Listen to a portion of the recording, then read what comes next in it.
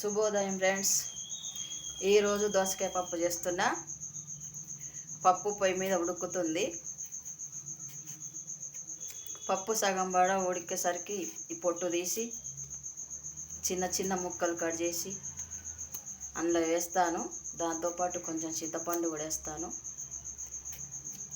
అది ఉడికినాక, అది మెత్తగా ఉడికినాక అదే స్టవ్ మీద ఒక గిన్నె పెట్టి నూనె పోసి ఓ 2 మిరపకాయలు, వట్టియో పచ్చియో ఏదో ఒకటి, మిరపకాయలు, పోసు గింజలు, కరివేపాకు, కొత్తిమీర, వెల్లుల్లి వేసి అవి ఫ్రై అయ్యాక కొంచెం పసుపు వేసి ఈ పప్పు మెత్తగా రుబ్బి అందులో వేస్తాను.